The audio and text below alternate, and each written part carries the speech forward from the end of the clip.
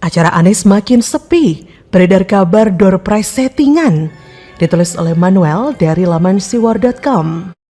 Datang ke sana ini kan ingin ikut jalan sehat, apalagi kuponnya gratis, kemudian hadiahnya umroh dan mobil, ya kan?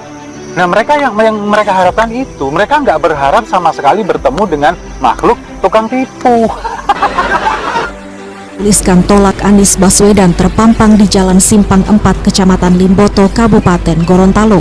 Selain bertuliskan tolak Anies Baswedan, dalam spanduk berukuran 2 x 1 meter ini juga bertuliskan calon presiden pendukung khilafah. Selain di Kabupaten Gorontalo, spanduk yang sama juga terpampang di sejumlah titik di kota Gorontalo, namun telah dicopot karena mengandung kampanye hitam. Spanduk penolakan Anies Baswedan diduga dipampang sejak Minggu kemarin yang dilakukan oleh orang tak dikenal. Menanggapi hal tersebut, Ketua Jaringan Relawan Nasional Anies Baswedan menilai spanduk penolakan Anies Baswedan dilakukan secara sistematis. Karena selain di Gorontalo, spanduk yang sama juga terjadi di sejumlah daerah. Rencananya Jaringan Relawan Nasional Anies Baswedan akan melapor ke Polda Gorontalo untuk meminta kepolisian mengusut tuntas penyebar spanduk tersebut karena dinilai akan memicu perpecahan di Gorontalo.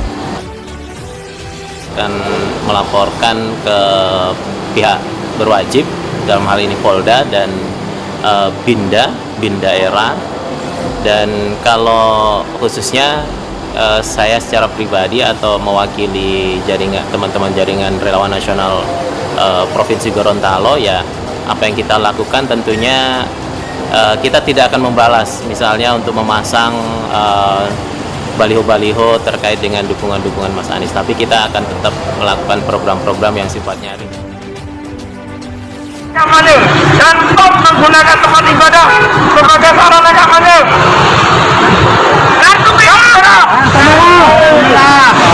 Jangan seperti Anies tahun 2024. Jadi kita harus menggunakan ibadah.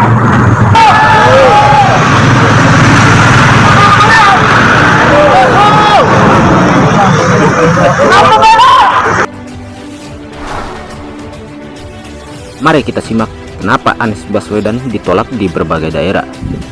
Deretan alasan dibalik penolakan Anies Baswedan safari politiknya di sejumlah daerah. Mantan Gubernur DKI Jakarta Anies Baswedan ditolak karena unsur safari politik yang tidak sesuai dengan faedah. Yang pertama adalah Anies Baswedan dicap sebagai politik identitas agama. Calon presiden yang diusung oleh Nasdem, PKS, dan Partai Demokrat itu alih-alih menggalang dukungan masyarakat melalui safari politiknya justru dijegal atau mendapat penolakan dari sejumlah daerah. Menurut pengamat politik dari berbagai ilmu pengetahuan Indonesia mengatakan hakikatnya bertujuan untuk mengenal lebih jauh partai dan capres yang diusung.